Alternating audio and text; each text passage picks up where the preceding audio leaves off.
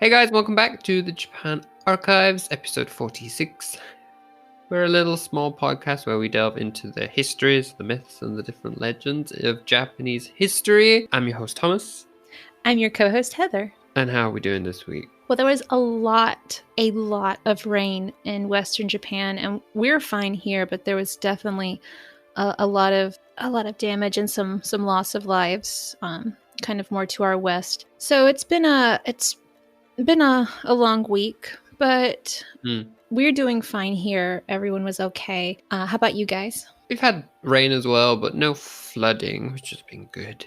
School-wise, we're still busy. This week was the first tests for the kids. Normally we get a 5-day break, but because of Corona, all school breaks have been taken away, so we're back to a normal day tomorrow for forever, it seems. For this time, at least. Special circumstances. For right now, yes. So we'll see how it goes in the long run. But anyway, today's episode, like we said, I wanted to do the Peony Lantern. It's summer, so we want to tell a ghost story, so you'll have a little shiver and cool yourself down, as is the Japanese belief.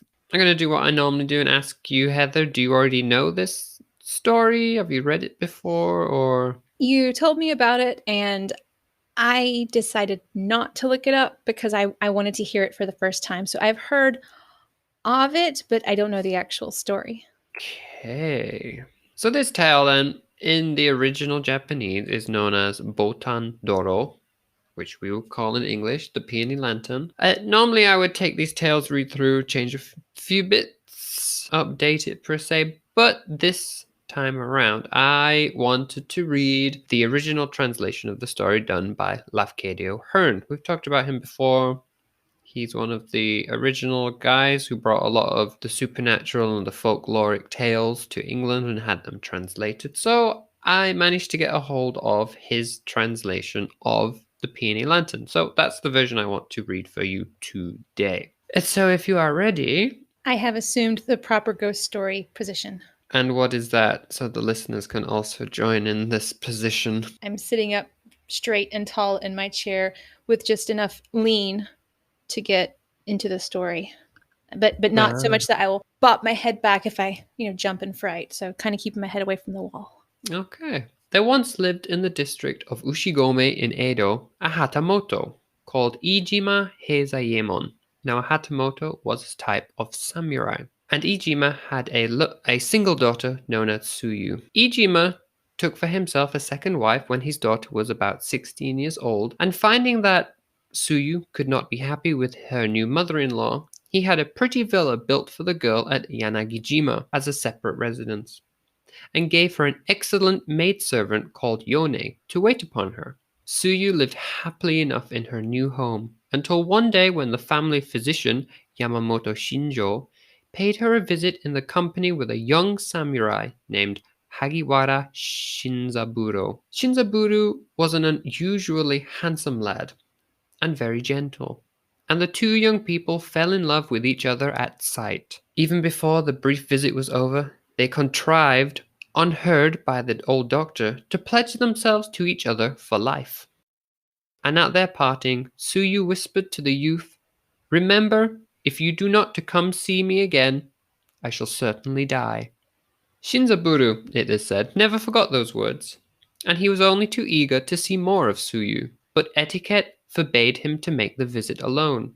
He was obliged to wait for some other chance to accompany the doctor, who had promised to take him to the villa a second time. Unfortunately, the old man did not keep this promise. He had perceived the sudden affection of Tsuyu, and he feared that her father would hold him responsible for any serious results. Ijima had a reputation for cutting off people's heads, it seemed, and the more Shijo thought about the possible consequences of his introduction of Shinzaburo to the Ijima villa, the more he became afraid. Therefore, he purposely abstained from calling upon his young friend. And so months and months passed. And Tsuyu, little imagining the true cause of Shinzaburu's neglect, believed that her love had been scorned. And so she pined away until she ultimately died. Soon afterwards, the faithful servant Yone also died through grief at the loss of her mistress, and the two were buried side by side in the cemetery of Shinbaizuin, a temple which still stands in the neighborhood of Dangozaka, where the famous chrysanthemum shows are yearly held. Shinzaburo knew nothing of what had happened, but his disappointment and his anxiety had resulted in a prolonged illness. Fortunately, though, he was now slowly recovering, but he was still very weak, when he unexpectedly received another visit from Yamamoto Shijo. The old man made a number of plausible excuses for his apparent neglect. Shinzaburo said to him, "I have been sick ever since the beginning of spring. Even now I cannot eat anything. Was it not rather unkind of you never to call? I thought that we were to make another visit together to the house of the Lady Ijima, and I wanted to take her some little present as a return for our kind reception. Of course, I could not go by myself." And so the Dr. Shijo gravely responded, "I'm very sorry to tell you that Tsuyu has died." "Dead?" repeated Shinzaburo, turning white. "Did you say that she is dead?" The doctor remained silent for a moment, as if collecting himself. Then he resumed in the quick, light tone of a man resolved not to take trouble seriously. "My great mistake was in having introduced you to her, for it seems that she fell in love with you at once. I am afraid that you must have said something to encourage this affection when you were in that little room together. At all events, I saw how she felt towards you, and then I became uneasy, fearing that her father might come here of the matter, and lay the whole blame upon me. So, if I am to be frank with you, I decided it would be better not to call upon you, and I purposely stayed away for a long, long time.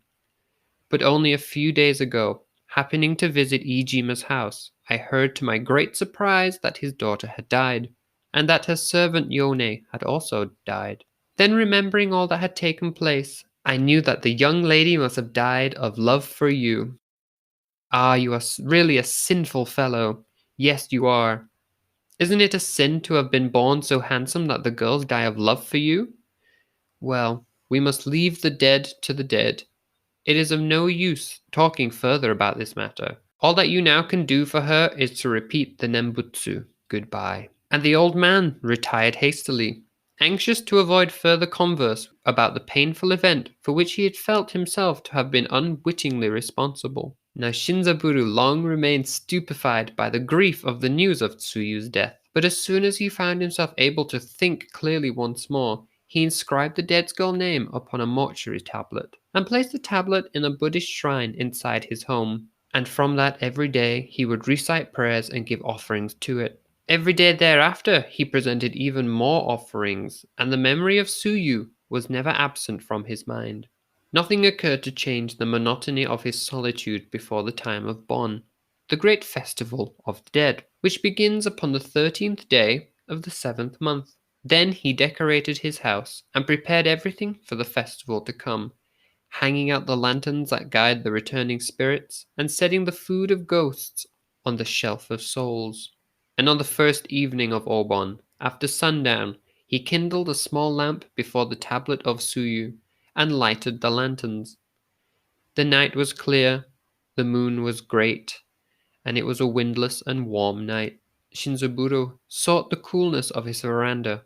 Clad only in a light summer robe, he sat there thinking, dreaming, and sorrowing, sometimes fanning himself, sometimes making a little smoke to drive the mosquitoes away. Everything that night was quiet. It was a lonesome neighborhood, and there were very few passers-by. He could hear only the soft rushing of the neighboring stream and the shrilling of night insects. But all at once the stillness was broken by the sound of a woman's geita approaching, and the sound drew closer and closer, quickly, till it reached the live hedge surrounding his garden. Then Shinzaburo, feeling curious, stood on tiptoe, so as to look over his hedge, and he saw two women passing. One who was carrying a beautiful lantern decorated with peony flowers, appearing to be a servant. The other was a slender girl of about 17, wearing a long-sleeved robe embroidered with designs of autumn blossom. Almost at the same time, both turned to face Shinzaburo, and to his utter astonishment, he recognized Tsuyu as well as her servant Yone. They stopped immediately, and the girl cried out, "Oh, how strange, Hagiwara-sama! Shinzaburo simultaneously called to the maid, Yone! Ah, you are the Yone! I remember you very well. Hagiwara-sama, exclaimed Yone in a tone of supreme amazement. Never could I have believed it possible, sir. We were told that you had died. How extraordinary, cried Shinzaburo. Why, I was told that the both of you were in fact dead. Ah, what a hateful story, returned Yone. Why repeat such unlucky words? Who told you this? Please come in, said Shinzaburo. Here we can talk better. The garden gate is open. And so they all entered, and they exchanged greetings. And when Shinzaburo had made everything comfortable, he said, I trust that you will pardon my discourtesy in not having called upon you for so long. But your Dr. Shijo, about a month ago, told me that you had both died. So it was he that told you, exclaimed Yone. It was very wicked of him to say such a thing. Well, it was also Shijo who told us that you were dead. I think that he wanted to deceive you, which was not a difficult thing to do, because you are so confiding and so trustful. Possibly my mistress betrayed her liking for you in some words which found their way to her father's ears, and in that case, they might have planned to get the doctor to tell you that you were dead, so as to bring about an immediate separation. Anyhow, when my mistress heard that you had died, she wanted to cut off her hair immediately and become a nun. But I was able to prevent her from cutting it, and I persuaded her at last to become a nun only in her heart. Afterwards her father wished her to marry a certain young man, and she refused. Then there was a great deal of trouble, chiefly caused by Okuni, his second wife, and we went away from the villa and found a very small house in Yanaka no Sasaki. There we are now, just barely able to live by doing a little private work. My mistress has been constantly repeating her prayers for your sake. Today, being the first day of Obon, we went to visit the temples, and we were on our way home this late, when this strange meeting happened to occur. Oh, how extraordinary, cried Shinzaburo. Can it be true, or is this only a dream? Here, I too have been constantly reciting the prayers before a tablet with her name upon it. Look! And he showed them Tsuyu's tablet in its place upon the shelf of souls. We are more than grateful for your kind remembrance, returned Oyone, smiling. Now, as for my mistress, she continued, turning towards Tsuyu, who had all the while remained demure and silent, half hiding her face with her sleeve. As for my mistress, she actually says that she would not mind being disowned by her father, or even being killed by him for your sake. Come, will you not allow her to stay here tonight? Shinzaburo turned pale for joy. He answered in a voice trembling with emotion, Please remain, but do not speak loud, because there is a troublesome fellow living close by, who tells people's fortunes by looking at their faces. He is inclined to be curious, and it is better that he should not know. And so the two women remained that night in the house with the young samurai, and returned to their own home a little before daybreak. And after that night they came every night, for 7 nights, whether the weather was foul or fair, and they always came at the same hour. And Shinzaburo became more and more attached to this girl, and the twain were fettered, each to each, by that bond of illusion which is stronger than bands of iron. Now there was a man called Tomozo, who lived in a small cottage adjoining Shinzaburo's residence. Tomozo and his wife Mine were both employed by Shinzaburo as servants. Both seemed to be devoted to their young master, and by his help they were able to live in comparative comfort. One night, at a very late hour, Tomozo heard the voice of a woman in his master's apartment, and this made him uneasy. He feared that Shinzaburo, being very gentle and affectionate, might be made the dupe of some cunning wanton, in which event the domestics would be the first to suffer. He therefore resolved to watch, and on the following night he stole on tiptoe to Shinzaburo's dwelling, and looked through a chink in one of the sliding shutters. By the glow of a lantern within the sleeping room, he was able to perceive that his master and a strange woman were talking together underneath a mosquito net.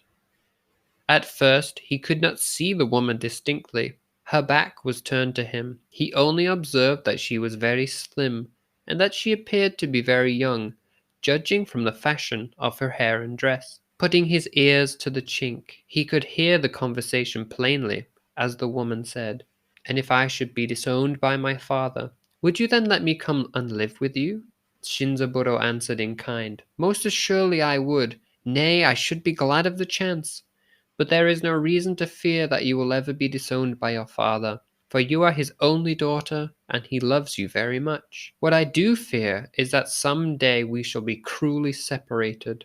She responded softly to him, "Never, never could I even think of accepting any other man for my husband. Even if our secret were to become known, and my father were to kill me for what I have done, still, after death itself, I could never cease to think of you. And I am now quite sure that you yourself would not be able to live very long without me." Then clinging closely to him, with her lips at his neck, she caressed him, and he returned her caresses. Tomozo wondered as he listened, because the language that the woman was using was not the language of a common woman, but the language of a lady of rank. Then, determined to get one glimpse of her face, he crept around the house backwards and forwards, peering through every crack and chink, and at last he was able to see.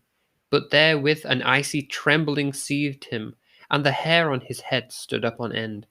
For the face was the face of a woman long dead, and the fingers caressing were fingers of naked bone. And the body below the waist, there was not anything. It melted off to the thinnest trailing shadow. Where the eyes of the lover deluded saw youth and grace and beauty, there appeared to be the eyes of the watcher horror only, and the emptiness of death.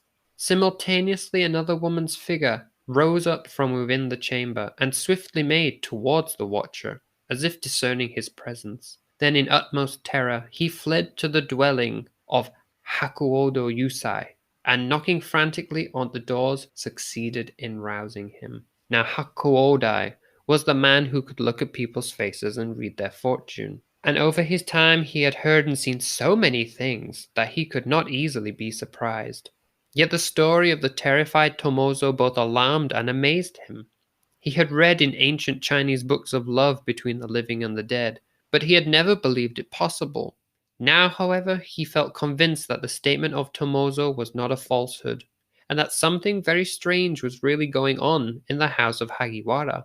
Should the truth prove to be what Tomozo imagined, then the young samurai was a doomed man.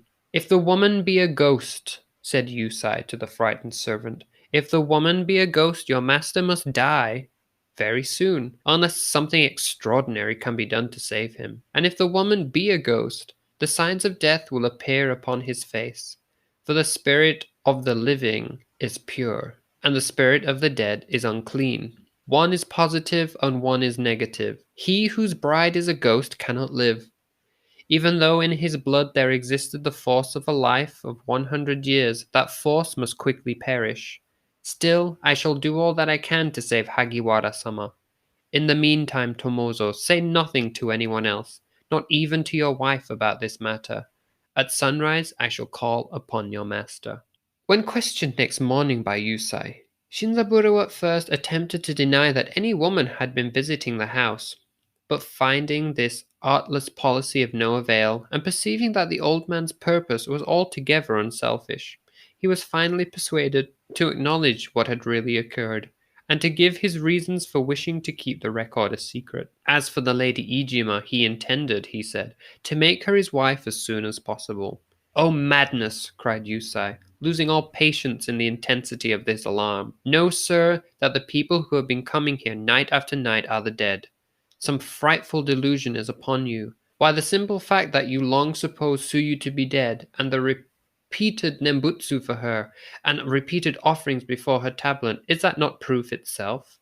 The lips of the dead have touched you, the hands of the dead have caressed you.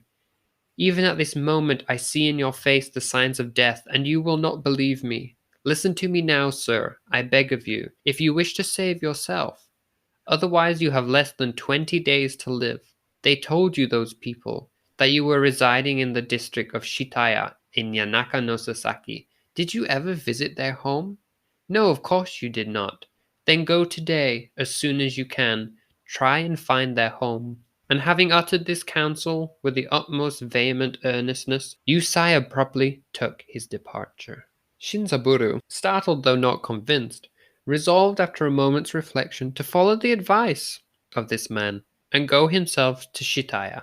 It was yet early in the morning when he reached the quarter and began his search for the dwelling of Tsuyu. He went through every street and every side street, read all the names inscribed on the various entrances, and made inquiries whenever an opportunity presented itself. But he could not find anything resembling the little house mentioned by Yone, and none of the people whom he questioned knew anything of a house in this quarter inhabited by two single women. Feeling at last certain that further research would be useless, he returned homeward by the shortest way, which happened to lead through the grounds of the temple of Shin Baizuin. Suddenly his attention was attracted by two new tombs there, placed side by side at the rear of the temple. One was a common tomb, such as might have been erected for a person of humble rank. The other was a large and handsome monument, and hanging before it was a beautiful peony lantern, which had probably been left there at the time of the Festival of the Dead. Shinzaburo remembered that the peony lantern carried by Yone was exactly similar, and the coincidence impressed him as quite strange. He looked again at the tombs, but the tombs explained nothing. Neither bore any personal name. Then he determined to seek information at the temple. An acolyte stated in reply to his question that the large tomb had recently been erected for the daughter of Ijima Heizayemon, and that the small tomb next to it was that of her servant Yone. Immediately to Shinzaburu's memory there reoccurred, with another and sinister meaning, the words of Yone. We went away and found a very small house. There we are now, just barely able to live by doing a little private work. Here now before him was indeed this very small house. But what was this little private work? Terror-stricken, the samurai hastened with all speed to the house of Yusai and begged for his counsel and assistance. But Yusai declared himself unable to be of any aid in this case. All that he could do was send Shinzaburo to the high priest Ryoseki of Shinbaizuin with a letter praying for immediate religious help. This high priest was a learned and holy man. By spiritual vision he was able to know the secret of any sorrow and the nature of the karma that had caused it. He heard and moved the story of Shinzaburo, and he said to him, "A great danger now threatens you, because of an error committed in one of your former states of existence. The karma that binds you to the dead is very strong, but if I tried to explain its character, you would not be able to understand. I shall therefore tell you only this, that the dead person has no desire to injure you out of hate, feels no enmity towards you. She is influenced, on the contrary, by the most passionate affection for you. Probably the girl has been in love with you from a time long preceding your present life, from a time of not less than 3 or 4 past existences. And it would seem that although necessarily changing her form and condition at each succeeding birth, she was not able to cease from following after you. Therefore it will not be an easy thing to escape from her influence, but now I am going to lend you this powerful Mamori. It is a pure gold image of that Buddha called the sea-sounding Tathagata, because his preaching of the law sounds through the world like the sound of the sea. And this little image, which protects the living from the dead, this you must wear in its covering, next to your body, underneath the girdle. Besides, I shall presently perform in the temple a Seigaki service, for the repose of the troubled spirit, and here is a holy sutra, called the Treasure Raining Sutra. You must be careful to recite it every night in your house without fail. Furthermore, I shall give you a package of ofuda. You must paste one of them over every opening on your house, no matter how small.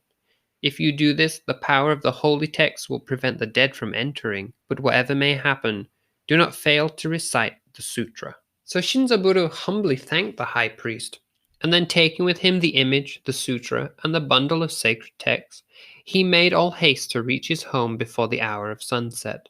With Yusai's advice and help, Shinzaburo was able, before dark, to fix the holy text all over the apertures of his dwelling. And then the Ninsomi returned to his own home, leaving the youth to himself. Night came, warm and clear. Shinzaburo made fast the doors, bound the precious amulet about his waist, entered his mosquito net, and by the glow of a night lantern began to recite the Ubo Darini Kyo, For a long time he chanted the words, comprehending little of their meaning. Then he tried to obtain some rest, but his mind was still too much disturbed by the strange events of the day. Midnight passed and no sleep came to him. At last he heard the boom of the great temple bell of Dentsuin announcing the 8th hour. The bell ceased, and Shinzaburo suddenly heard the sound of Geita approaching from the old direction. But this time they came more slowly. At once a cold sweat broke over his forehead. Opening the sutra hastily with a trembling hand, he began again to recite it aloud. The steps came nearer and nearer, reaching the live hedge, stopped. Then, strange to say, Shinzaburo felt unable to remain under the mosquito net. Something stronger even than his fear impelled him to look, and instead of continuing his recitations, he foolishly approached the shutters, and through a chink peered out into the night. Before the house he saw Tsuyu standing, and Yone holding the Peony Lantern, and both of them were gazing at the Buddhist text pasted upon the entrance. Never before, not even in their time alive, had Tsuyu appeared so beautiful, and Shinzaburo felt his heart drawn towards her with a power almost resistless. But the terror of death and the terror of the unknown restrained him. Presently he heard the voice of the maidservant saying, "My dear mistress, there is no way to enter."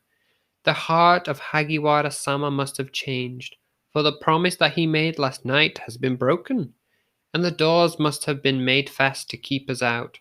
We cannot go in tonight. It will be wiser for you to make up your mind not to think any more about him, because his feelings towards you have certainly changed. It is evident that he does not want to see you, so it will be better not to give yourself any more trouble for the sake of a man whose heart is so unkind. But the girl answered, weeping, "Oh, to think that this could happen after the pledges which we made to each other! Often I was told that the heart of a man changes as quickly as the sky of autumn. Yet surely the heart of Hagiwara-sama cannot be so cruel that he should really intend to exclude me this way. Dear Yone, please find some means of taking me to him. Unless you do, I will never, never go home." Thus she continued to plead, veiling her face with her long sleeves, and very beautiful she looked, and very touching, but the fear of death was strong upon her lover. Yone at last made answer, "My dear young lady, why will you trouble your mind about a man who seems to be so cruel? Well, let us see if there be no way to enter at the back of the house. Come with me." And taking Tsuyu by the hand, she led her away toward the rear of the dwelling, and there the two disappeared as suddenly as the light disappears when a flame of a lamp is blown out. Night after night the shadows came at the hour of the ox, and nightly Shinzaburo heard the weeping of Tsuyu, yet he believed himself saved, little imagining that his doom had already been decided by the character of his dependents. Tomozo had promised Yusai never to speak to any other person, not even to his wife, of these strange events, but Tomozo was not long suffered by the haunters to rest in peace. Night after night Yone entered into his dwelling and aroused him from sleep, and asked him to remove the ofuda placed over one very small window at the back of his master's home. And Tomoze, out of fear, promised to take it away before the next sundown. But never by day could he make up his mind to remove it, believing that evil was intended to Shinzaburo. At last, in the night of storm, Yone startled him from slumber with a cry of reproach, and stooped above his pillow and said to him, "Have a care how you trifle with us. If by tomorrow night you do not take away that text, you shall learn how I can hate." And she made her face so frightful as she spoke that Tomoze nearly died of terror. His wife, Mine, still did not know of these visits, but on this particular night it chanced that, waking suddenly, she heard the voice of a woman talking to Tomozo. Almost in the same moment the talking ceased, and when Mine looked about her, she saw by the light of a night lamp only her husband, shuddering and white with fear. The stranger was gone, the doors were fast. It seemed impossible that anybody could have entered. Nevertheless, the jealousy of the wife had been aroused, and she began to chide and to question Tomozo in such a manner that he thought himself obliged to betray the secret and to explain the terrible dilemma in which he had been placed. Then the passion of his wife yielded to wonder and alarm. But she was a subtle woman, and she devised immediately a plan to save her husband by the sacrifice of her master. And she gave Tomozo a cunning counsel, telling him to make conditions to the dead. Then came again on the following night the hour of the ox, and Mine hid herself on hearing the sound of their coming. But Tomozo went out to meet them in the dark, and even found courage to say to them what his wife had told him to say. It is true that I deserve your blame, but I had no wish to cause you anger. The reason that the Ofuda has not been taken away is that my wife and I are able to live only by the help of Hagiwara-sama, and that we cannot expose him to any danger without bringing misfortune upon ourselves. But if we could obtain the sum of 100 ryo in gold, we should be able to please you, because we should then need no help from anybody. Therefore, if you will give us this money, I can take the Ofuda away, without being afraid of losing our only means of support. When he had uttered those words, Yone and Tsuyu looked at each other in silence for a moment. Then Yone replied, Mistress, I told you that it is not right to trouble this man, as we have no just cause of ill will against him, but it is certainly useless to fret yourself about Hagiwara-sama, because his heart has changed towards you. Now once again, my dear young lady, let me beg you not to think any more about him. But Tsuyu, weeping, made answer, Dear Yone, whatever may happen, I cannot possibly keep myself from thinking about him. You know that you can get 100 ryo to have the Ofuda taken off. Only once more, I pray, dear Yone. Only once more bring me face to face with Hagiwara-sama, I beseech you. And hiding her face with her sleeve, she thus continued to plead. Oh, why will you ask me to do these things? Replied Yone. You know very well that I have no money, but since you still persist in this whim of yours, in spite of all that I can say, I suppose that I must try to find the money somehow, and bring it here tomorrow night. Then turning to the faithless Tomozo, she said, Tomozo, I must tell you that Hagiwara-sama now wears upon his body a mamori. As long as he wears it, we cannot approach him. You will have to get that mamori away from him, by some means or other, as well as removing these Ofuda. Tomozo feebly made answer, That also I can do, if you will promise to bring me the 100 ryo. Well, mistress, said Yone, you will wait until tomorrow night. Oh, dear Yone, sobbed the other, I have to go yet one more night without seeing Hagiwara-sama. Ah, it is so cruel. And the shadow of the mistress weeping was led away by the shadow of the maid. So another day went by, and another night came, and the dead came with it. But this time no lamentation was heard with the house of Hagiwara, for the faithless servant found his reward at the hour of the ox, and so he removed the Ofuda. Moreover, he had been able, while his master was at the bath, to steal from its case the golden mamori, and to substitute it for an image of copper. So the visitants found nothing to oppose their entering. Veiling their faces with their sleeves, they rose and passed, like a streaming of vapor, in through the little window from over which the holy text had been torn away. But what happened thereafter within the house Tomozo never knew. The sun was high before he ventured again to approach his master's dwelling and to knock upon the sliding doors. For the first time in years he obtained no response, and the silence made him afraid. Repeatedly he called and received no answer.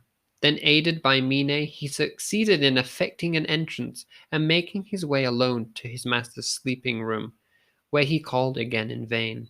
He rolled back the rumbling shutters to admit the light, but still within the house there was no stir. At last he dared to lift a corner of the mosquito netting, but no sooner had he looked beneath it than he fled from the house with a cry of horror. Shinzaburo was dead, hideously dead, and his face was the face of a man who had died in the utmost agony of fear. And lying beside him in the bed were the bones of a woman, and the bones of her arms and the bones of her hands clung fast around his neck. Yusai the fortune-teller went to view the corpse at the prayer of the faithless Tomozo. The old man was terrified and astonished at the spectacle, but looked about him with a keen eye. He soon perceived that the Ofuda had been taken from the little window at the back of the house, and on searching the body of Shinzaburo, he discovered that the golden mamori had been taken from its wrapping. He suspected Tomozo of the theft, but the whole occurrence was so very extraordinary that he thought it prudent to consult with the priest Ryoseki before taking further action. Therefore, after having made a careful examination of the premises, he betook himself to the temple of Shinbaizunin as quickly as his aged limbs could bear him. Ryoseki, without waiting to hear the purpose of the old man's visit, at once invited him into a private apartment. "You know that you are always welcome here," said Ryoseki. "Please seat yourself at ease. Well, I am sorry to tell you that Hagiwara-sama is dead." Yusai wonderingly exclaimed, "Yes, he is dead. But how did you learn of it?" The priest responded, "Hagiwara-sama was suffering from the results of an evil karma, and his attendant was a bad man. What happened to Hagiwara-sama was unavoidable. His destiny had been determined from a time long before his birth. It was better for you not to let your mind be troubled by this event." Yusai replied, saying, "I have heard that a priest of pure life may gain power to see into the future for 100 years, but truly this is the first time in my existence that I have had proof of such power.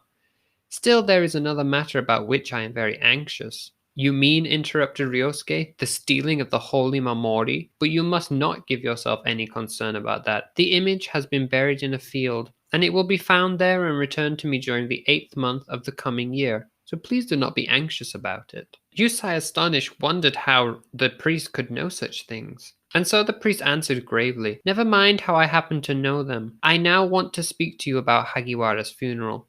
The house of Hagiwara has its own family cemetery, of course, but to bury him there would not be proper. He must be buried beside Tsuyu, for his karma relation to her was a deep one, and it is but right that you should erect a tomb for him at your own cost, because you have been indebted to him for many favors." Thus it came to pass that Shinzaburo was buried beside Tsuyu in the cemetery of Shinbaizuin in Yanaka no Sasaki. And thus ends the tale of the Peony Lantern. First of all, the language is beautiful because this story was translated over 100 years ago. So the language used is in some places was quite gorgeous. We don't talk like that so much anymore. So it's nice to hear some of the the older language used, maybe a little bit more grandiose. Maybe the word I'm thinking of. Grandiose, the right word? I think so. And tragic and sad and interesting that their fates were aligned so much and that affected so much of the story. And also the servants being the catalyst for Hagiwara-sama to die, but it seemed, according to the priest, that he was going to die anyway, that the efforts he was doing were pretty much in vain. It's odd that if he knew he was ultimately going to die, why the priest postponed what was going to happen. Like, he could have just said, "Can't help you, sorry." But he still made an attempt, even though he knew it would not do anything. Maybe because once he realized that that she was a ghost, is it Ijiwara-sama? So her name was Tsuyu. Because also Tsuyu is rainy season, or the thing you dip your soba in. So to hear Tsuyu as a name was kind of interesting. I would love to see her kanji, like to see what the kanji was for her name. Yeah. Might have to see if we can find that book in the library. Not your library, but a library.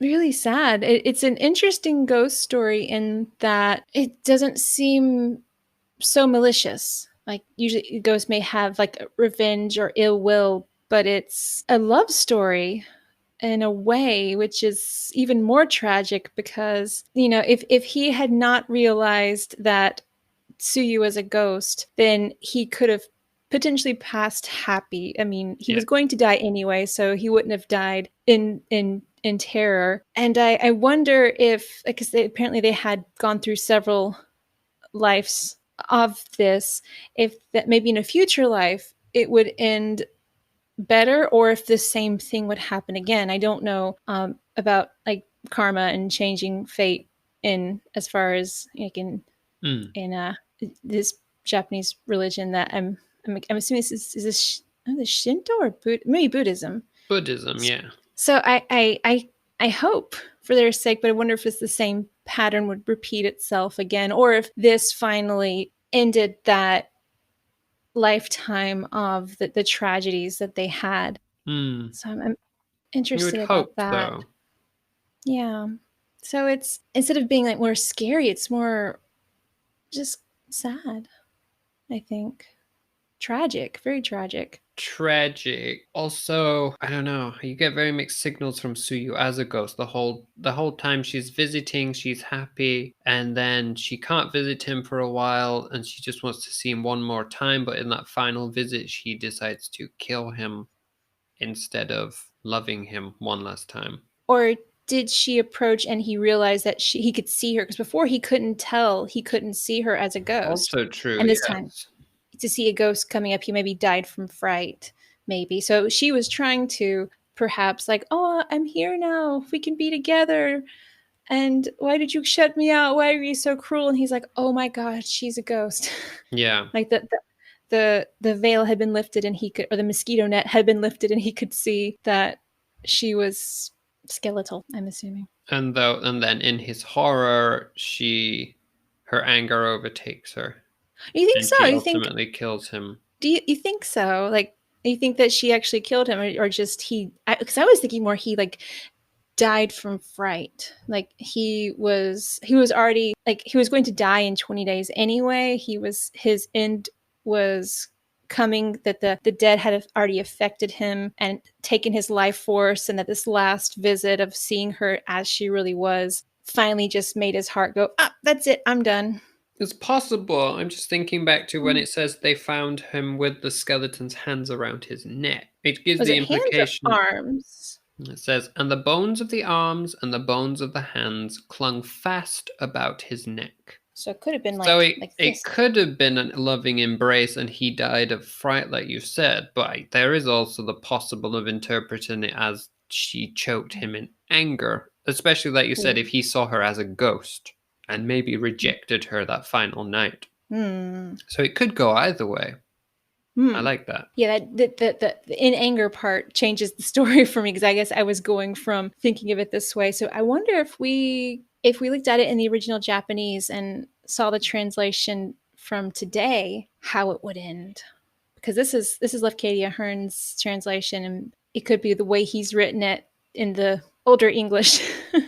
True. And he adapted it based off of the kabuki theater version he saw it. So it would be interesting to see on stage to see how they end that particular scene. Oh yeah, so this is actually kabuki. And the one that it has various different versions, but the one that he translated was based off the kabuki performance. Oh, I wonder if we could go see that, because I've seen some kabuki shows and really fascinating, really They interesting. I, are I enjoy really it. good. Yeah. So we should make a Tokyo excursion if we can find that coming. I think kabuki's opened back up again in June, I believe. Mm-hmm. Really glad you found that story. I'm still like I'm really interested now to go and see if we can find a more modern translation. I'm really interested in finding that, because I mean the language on this translation is just it really is beautiful. Yeah. Elegant, that's the word I was more That's looking the for. word. Elegant. So I'm glad you found this. I'm Thank you glad you for enjoyed sharing, it. and thank you for reading it. That was a long passage, and you did an excellent job. So お疲れ様でした. Thank you. Thank you. So, Heather, I'm ready for your poem. Did you pick one that's themed for today? Or something completely random? I am themed for today, and I stayed with the theme. So I looked up peony poems, and I found a plethora of peony poems.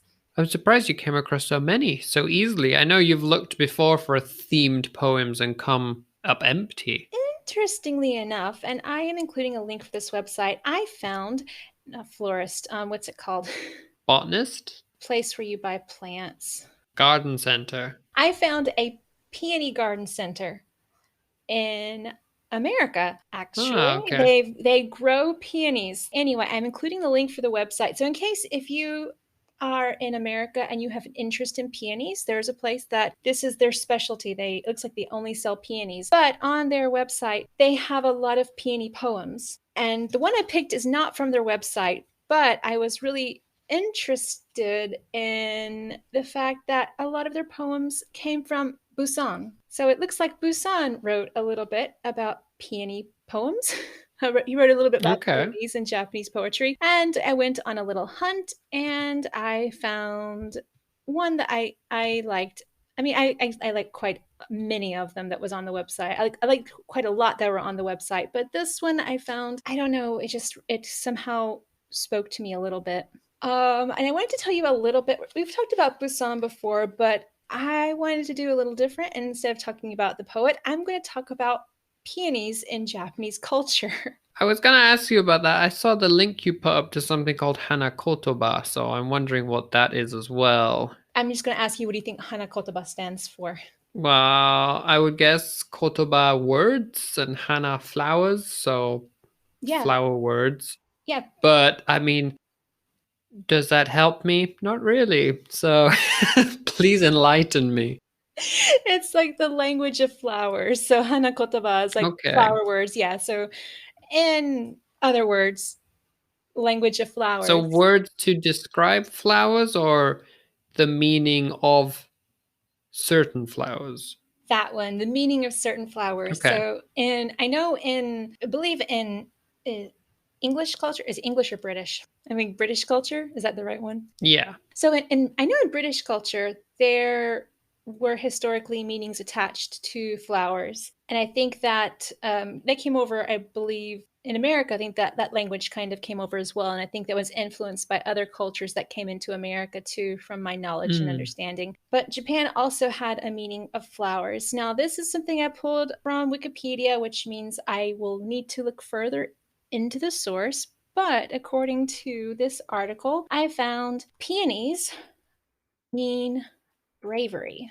Interesting that they mean bravery when you try to apply that to the story we told. Because Ah, I would try and think how, because obviously the peony is not an actual peony, it's a peony lantern held by the maidservant. So I'm trying to think if there is any bravery symbolism to that character, thinking back to the story now. well, interestingly enough, going back to the Green Garden, going back to the garden website, they gave a little information about peonies as well. They are in when they're depicted in art, or when they're shown in art, they Mm, are to they represent like wealth and status. So they also can be used like as in the secondary meaning or the metaphor.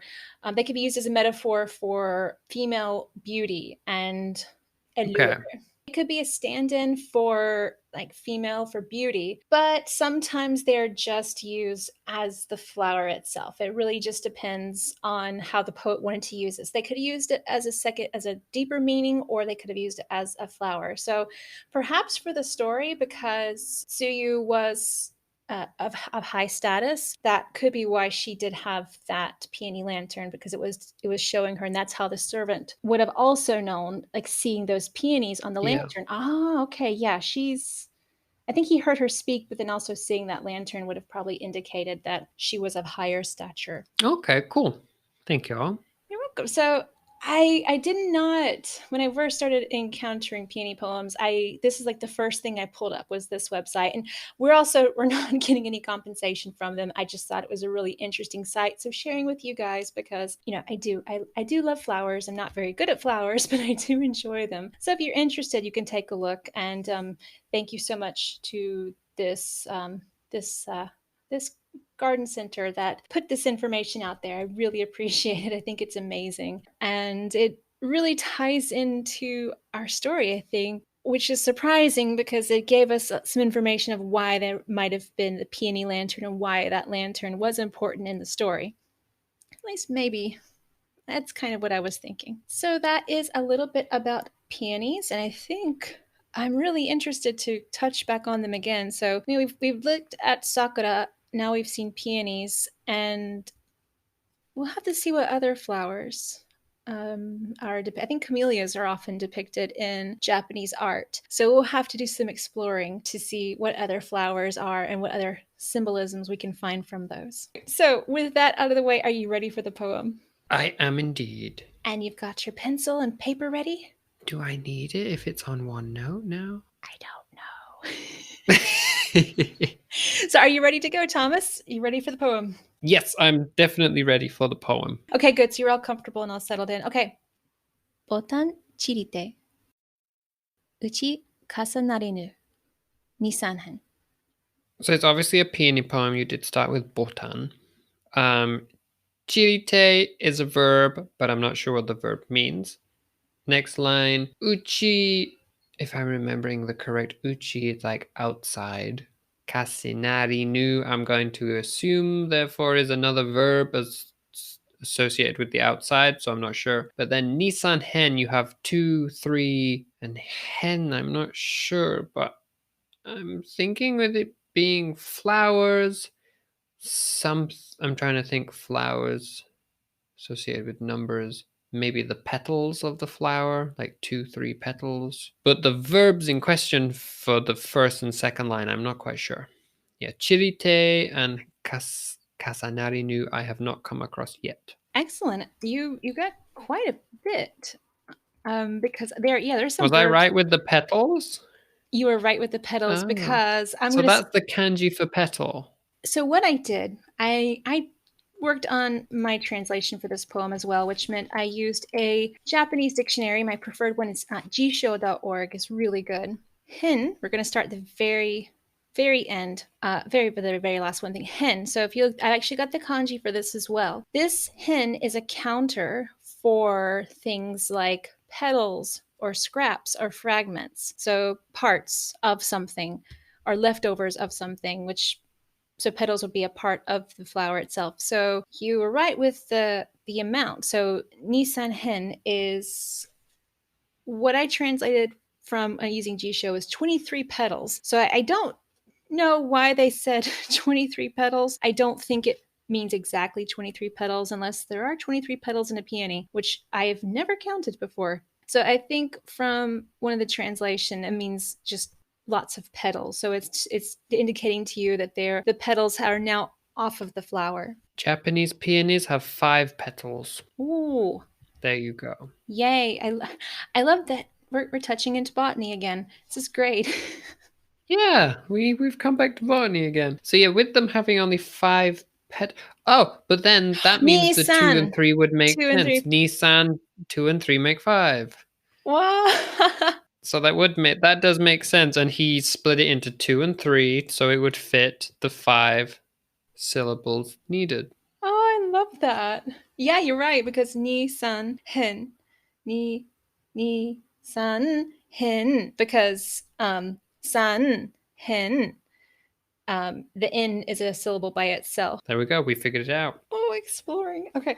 So we got the last line. So let's go back to the front because you got botan. So we both have learned the word for peony is botan. And chirite is scattered. So scattered peonies. The next line, now this one's fun. I put just the phrase itself into Jisho, which is sometimes it works, sometimes it does not. This time I got a little bit of information from it, which is the word kasanari.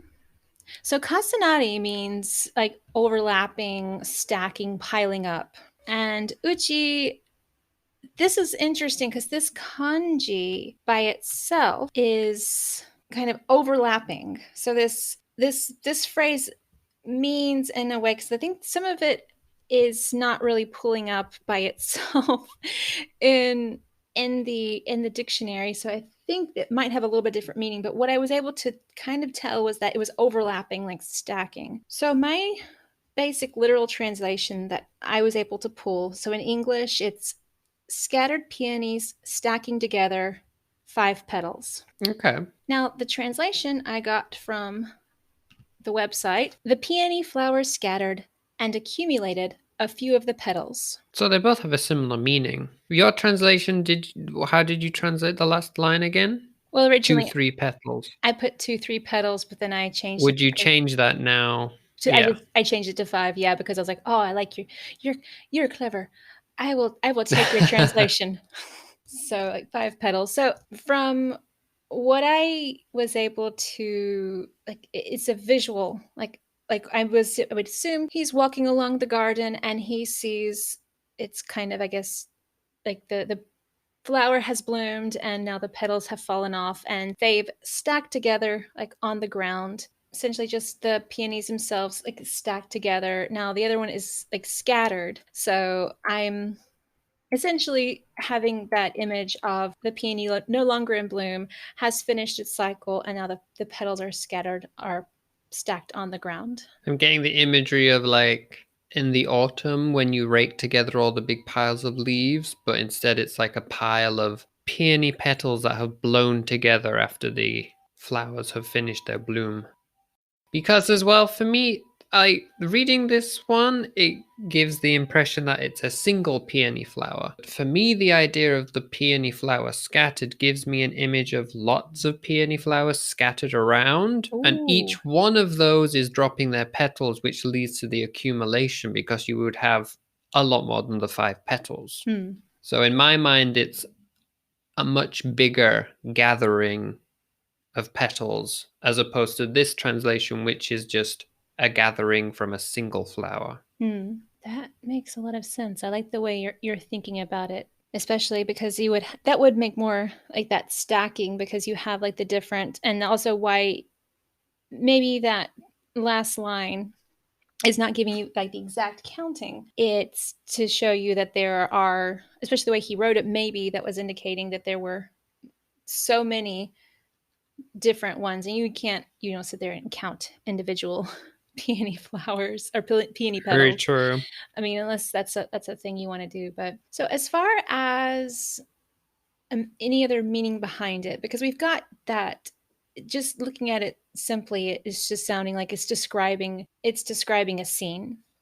Do you think that Busan had another layer involved in that, or do you think he was just looking at the scattered peony petals and just reporting like, oh, there are scattered peony petals here? See, this is where poetry interpretation for me, I can get a little lost in it because, for example, your interpretation can be it could make sense to you. However, in the cultural context, it could be lost. That goes back to that samurai poem I thought of. But it also, as an example, goes back to the basho and the frog jumping in the water. I was talking to someone at work about this, and she was saying she had a teacher once who interpreted it as God is coming and destroying things that were pristine. So he's showing that you can have a beautiful scene and then God will come and destroy it, which is what the ripples on the water are, Ooh. which you could potentially see as a good interpretation. However, that's a very Christian interpretation. And obviously, in Japan, it wouldn't have been written from a Christian point of view. If it had a religious significance, it would have been Shinto or Buddhism, which would have had a multiple of gods. An interpretation based on your cultural and religious background can make sense, but might necessarily not fit with the context of the poem due to its own personal cultural origins. However, going back to this poem, I'm not sure that you could have the interpretation of a lot of the time when people say like leaves are falling or petals are falling, it symbolizes death, perhaps, and the building up of them is showing you like how many people have died in war and things like that. Or he could literally have just been walking through the peony garden in Ueno Park one day and thought to compose this lovely poem. You can't be too sure. Unless we do have some annotations also by him telling us what it meant. Interesting that you bring that up because Oh. there was a poet that we read, oh gosh, last year, and we found his poem in a book, but it was his journal. So he had written in the journal. So it wasn't actually a specific poem. They had pulled out that portion, but it was a whole full journal entry. So for this one, I'm wondering if it's part of a journal entry itself, or if it's just a standalone poem that he wrote maybe for a contest or as part of a longer form poem. So it might be Yeah. interesting to see if we could find the journal, if it came from a journal or where this poem actually came from, because I was able to get it from a website, which I'll include the link in the show notes, so you can go there and look as well. Some great place for poetry. So I wonder if we can hunt that down. I feel like we need to study Busan at some point. So we need to have a show about him and look into a bit of his life, because we've touched on him before, but I think he's another one of those major poets that we should look at some point. So from my perspective, I have a tendency to think of poetry as just describing a scene, and sometimes that deeper meaning, I don't always pick that up on first reading or multiple readings, and eventually I might come across it, but sometimes I just don't. That's just, I like describing things, as you see them. So it could be, but the thing is with like flowers, with peonies, I believe, and I know with my roses, for example, is there is a finite lifespan for that bloom. So the petals will fall off and then another flower will come and take its place. So like during the course of the summer, you would have the peonies blooming and the petals falling, and I would assume there would be, multiple succession of blooms. So I don't know if it could mean, if he was looking at the peony as a symbol of bravery, and maybe it could be, bravery past or bravery finished or not brave enough. Or Yeah. it could just be like, oh, I'm walking in the garden and there's peonies here. Yeah, I don't feel like, to me, it didn't feel like sad or like death. It was kind of beautiful, because I know during the spring when we walk and we see the cherry blossom petals scattered on the sidewalks and in the water, it's quite lovely to see those. And it, even after the flower has bloomed, to look at the petals and to see them on the ground kind of gives a nice visual imagery as well. So Hmm. it still dresses up the atmosphere. Even after the flower is finished, there's still like a purpose or usefulness to the petals themselves. It gives the beauty, the atmosphere. It eventually turns into, like, they'll break down and turn into soil, increase the nutrients in the soil as well. So there's still that utility afterwards. And just because the flower itself is now finished doesn't mean that it's still not useful. Now, I've done a little bit of quick research I love a research. on this poem. There was a manuscript once written known as Peaches and Plums. Ooh. Now, Peaches and Plums was written as like different sequences of poems between Buson and another poet. Now, I'm not sure after this quick reading that I've just done who the other poet was. However, his peony poem comes from this Peaches and Plums sequence. And the translation, so a new translation I've quickly found in this book, is peony petals scatter and pile up, 2, maybe 3. Ooh. And that is possibly like the 2, maybe 3 might be a stylistic thing that he used to use in different poems, as he has a similar poem where he does a similar thing with numbers, where he says 5 or 6 riders gallop in a different poem. So it might have been a stylistic choice of his for when he needed to use numbers in poems. So instead of saying a lot, he's like, 2, maybe 3. Oh, I love that. Yeah, there you go. A quick search for you. It looks like it was written for a poetry sequence, which eventually became known as Peaches and Plums. And guess what you just suggested for a new poetry segment? Yay, thank you so much. Going to You're have to look welcome. going to have to look that one up. And see, that's what I love, like finding these poems and sharing them with you, because we both think and we both look, and oh, it's just so cool. And now I'm so happy. But yeah, don't worry. I will add this little bit that I found into the show notes for you. And I'll also reference the book that I found it in for people who are interested. No, that was a really interesting poem, and I'm glad that I managed to find where it is for Mm-hmm. you. Yes, Well, thank where it you. was originally for you. Yeah, I was so driven to translate it myself that I spent a lot of time. I actually spent a little time on the translation because I was super excited. So, especially because I had the kanji available to me, so it's easier to work on the translations once you have the kanji. So I'm so glad. Thank you so much.